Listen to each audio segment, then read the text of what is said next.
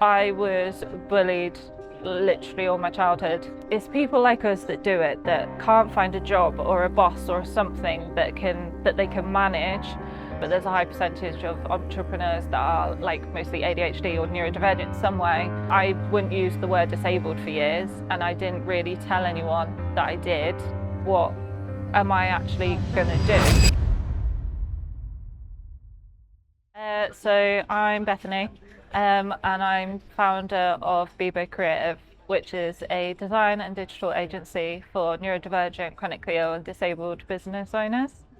So I do the brand design aspect, and then we have Sophie over there, who does marketing and social media, and we have a third who is John, who does video and animation as part of it as well. Amazing. How did this come about? I was in a very bad, well, it wasn't a bad job to start with, but it started to get kind of bad and toxic. So I was job hunting, but struggling, because I've got to find something that I can do. I had to leave nursery work because it was too labor intensive, because I have multiple chronic illnesses myself. So it has to be something that I can manage and that's not going to take too much energy and things like that. So when job hunting, the amount of jobs out there is actually very small to what I could do. So I was hunting and I got on LinkedIn and was like, I can look for jobs on here. It'll be a bit easier, better than Indeed. Found a load of people who were personal branding, and I was like, that'll help. So started doing that, and then within a couple of months, so I started posting on May the 1st, 2023. And by July, I had people business owners asking for design help, and I was like, yeah, cool, free money. So did that, and then after I was doing that, stuff at work got worse, and they weren't happy with LinkedIn, and they were having issues with me posting, and I wasn't doing anything wrong, but they wanted to control the situation. So I just got to a point where I got to I had to go on antidepressants to deal with the work, the job that I was in and the people. And I was like, I just got to a point where I was like, I can't do it anymore. Maybe freelancing will work for me. It's working for everyone else. And then if I do something, I have to fully do it. So I was like, I'll make a whole business instead of just going freelance. I'll just start a whole business. So I did that. And then a few months into it, I was talking to Sophie and John, who are my mates. I was like, would you ever consider? And Sophie was just like, yes, and quit a job and joined. So we all just just was like, yeah, let's just do that. Let's go for it. What's the main driver behind the business then? So it starts off selfishly, as in it's work that we could do that is good for us and that we can manage mentally and physically.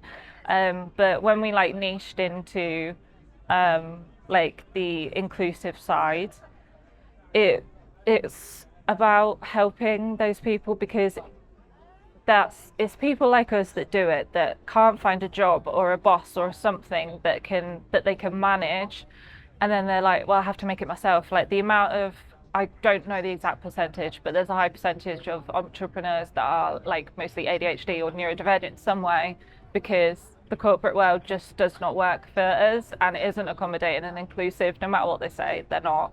I'll be honest, every brand I've spoken to over the last 2 years, is neurodivergent. Yeah. It's because there's places just aren't accommodating, and when they do say that they are accommodating, it's more for show. It's not and they also don't understand things like neurodivergence, and they think it means you're bad at it or less than, or that you can't communicate. And it's not that you can't, it's just you do it in a different way.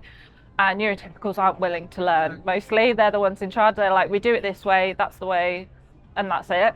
Whereas there's different ways. So that's what we do, and how so the business helps them with theirs. So the business that they made that is sustainable, so that they don't have to go back into corporate. So we help with all the areas of that they can't. And then it's the way that we deliver those services and accommodations is in ways that it works for their brains and things specifically. This is amazing. There is a need for it. Yeah, because there's a lot of what it's like is like when you do have something else. So if you have a disability, whether it's like a neurodivergence or physical or invisible, which is mostly what mine is until I start using stick, that it's you enter everything with, okay, I have to deal with this, I've got to pretend this much, I've got to mask this much, or this is going to be an issue. So whenever you're coming to like work with somebody else, you're like, right, I've got to do this, and the stress and like guilt that causes is like enough. So what we want to do is not have that. It's like, let's just cut that out. We're not going to pretend to be happy. We're not going to have the silly conversation. How are you? I hope your kids are well. All that's pointless. You don't want to talk about it. We don't want to talk about it. Let's just do what we're going to do and be clear and direct. No fluff, like all of that stuff. If you're not feeling great, then fine, you're not feeling great. Let's get off. Like I do calls in my pajamas. So Do you think it's allowed you to be you now, rather than having to pretend to be someone else? Like... Yeah, I'm very much so I was bullied literally all my childhood, and I ended up hitting a point where I was like 14, 15, and I kind of just something in my brain switch. I was like, I've had it, and I was changing what I wanted to do, what I wore, all of this, and then I went, no, I want to like look like me, and started wearing what I wanted and dyeing my hair as soon as I left school, and all of that stuff. So, and then since then I was like, I'm not going to pretend to be anything else or ever again. I'm just going to be me.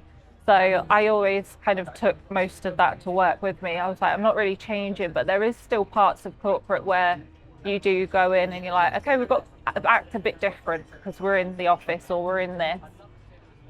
So yeah, everybody kind of feels that need somewhat, but these people that are either late diagnosed ADHD and things like that, they think that they have to mask. And when they start their own businesses as well, they do it and they start doing things that they learn in corporate, and then that's just going to make you feel the same. So when like, even though if like my service is like helping them with their logos and their colors and everything, there's also like kind of some coaching and guidance onto, are you making this decision based on what you think you're supposed to do or supposed to look like, or is it you? And then we help bring that to them. So it definitely, like what I do in my design, it's about making their business look and feel like them than what they think they're meant to look like, because that's what they escaped. Amazing. Okay. So a little bit more about you then. What is the impact that you're hoping to have on the world? On the world? So redefining professionalism is like the thing. I always said like professional with personality, like it doesn't mean without personality. Professionalism is doing a job for your full-time profession, doing it with skills and expertise, and not, it doesn't mean suits, it doesn't mean like no humor, it doesn't mean like talking with a load of like jargon. It doesn't have to mean that. Professional is, if you're doing something and you're doing it well, you're a professional. It doesn't matter if you're like loud or you wear like whatever you wear, whatever you look like, whatever color hair you've got, it's nothing to do with that. So what I like want to do is redefine how people see professionalism, because it is controlled by corporate at the minute, and a lot of people are like, oh, I need to look professional, or like when they come to events like this, they're like, how do I dress? I need to look professional. And it's like, you are the professional though. So so I'm very much like, no, look like you, and people will have to deal with it. So yeah, that's what we want to do, is to redefine. I really like it, because it's like in a world where everyone is trying to be someone else, like you're like, let's just be us. Yeah, it's too much. Some people do like it. Some people do like putting their suit on in the morning, going to work, being a boss person, then coming home and chilling. But when you do have disabilities, when you've got something else in your life, you do not have the energy to keep doing that, because you're already trying to not be yourself, and then you're already trying to mask for one thing, and then you go into work having to mask again, and it's like all of these layers, and it just takes too much like mental energy, and it does bring you down, and it does like depression and spirals, and it's just, yeah, everybody's trying to mask, and I feel like we really don't need to. If you want to dress up, look different for work, look cool, like go ahead, but make sure you're doing it because you want to. So what have you learned about yourself over, well, I think of a period of time, because the business is one thing, but then also like you've gone through so much with the disabilities, the bullying. Yeah. So I guess over your life, what have you learned? What's one thing that you've really learned about yourself, or something that you had to unlearn about yourself? I don't. I guess maybe about like what my future looks like. Because when you like get a diagnosis of any kind, that you go through like the 7 stages of grief. We talk about it for like death, but you do grieve because you grieve what you thought you were or what you thought you were going to be, and what you're going to do with your life. So there's a period where it's just like, what am I actually going to do? Because I can't, like, if I'm 20 odd, I mean, I just turned 28. I was like 20 odd. Well, I was 16 when I got my first diagnosis, just before I turned 16 actually. And I'm like, if I'm exhausted and I can't even keep a part-time job now, how the hell am I going to go to retirement? I was like, what am I going to do? Am I just going to sit at home and sponge off the government like my whole life?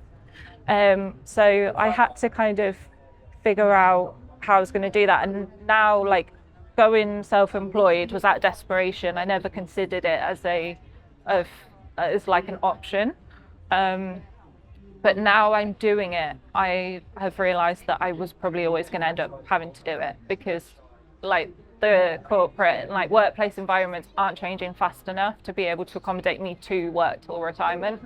So I think I was always going to end up like this. So I think just learning that like my future looks different, and a lot of other people probably have the exact same.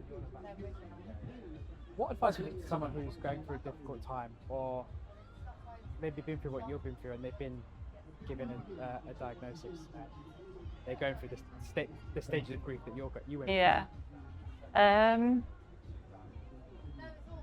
Like advice for them, I think. I'm not sure.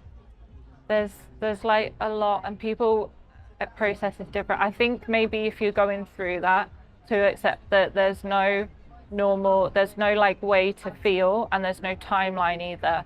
So it could be that you're figuring it out for years. I mean, I wouldn't use the word disabled for years, and I didn't really tell anyone that I did like have a disability for a while. And I hated it because there was that kind of like shame and stigma about it, that it means that you're less than and that people will look at you differently, and I didn't want that. So yeah, I think just to it takes how long it takes. You do it however you do it, and then that's kind of the start of like to not compare yourself to anyone or anything else, just to be what works for you, I think. And just last couple of questions. So, with the young girl you once were, be proud of the woman you are today and what you've achieved? Say that again, sorry. With the young girl you once were, be proud of the woman you are today and what you've achieved?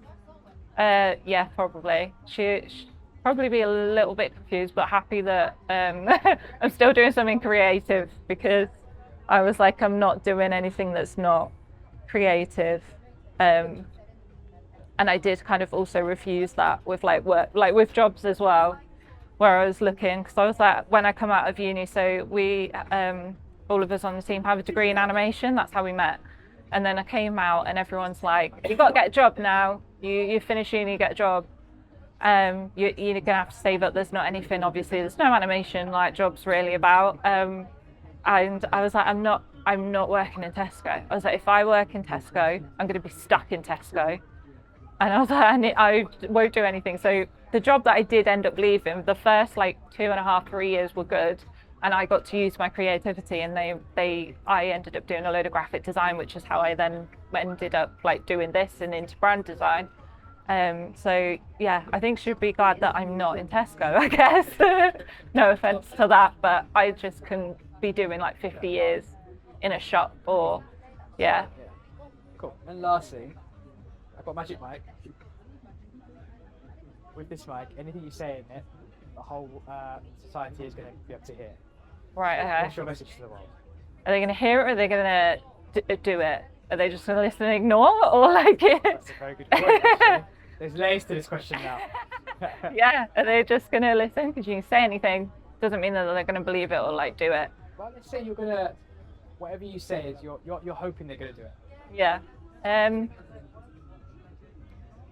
I think people, like, just acceptance, I guess, of themselves and other people. Like the judge, there's so much like judgment on like people just generally, and obviously with what's going on at the minute, but like the like gender, race, sexuality, like all of that stuff, and then also like disability, like non-disabled, or like there's even difference between visible disabilities and invisible disabilities, and it's like to just not judge others and also not judge yourself, and just take people like how they are, and but also that they need to have the confidence to be themselves and present as they are to those people too, because otherwise it doesn't really work. But yeah, I think everyone's just needs to be kinder, and realize that we've all got stuff going on. Like we're all human, and it doesn't make any of us less than for just like turning up, like literally being in your pajamas, or to do one thing, or to not get like ready that day, like whatever. It's you do you. Thank you so much for your time. I'm sorry, it's not. We've only got 15 minutes. Yeah, no, it's good. It's a short time, but obviously wish you all the best with this, because Thank it's you. great.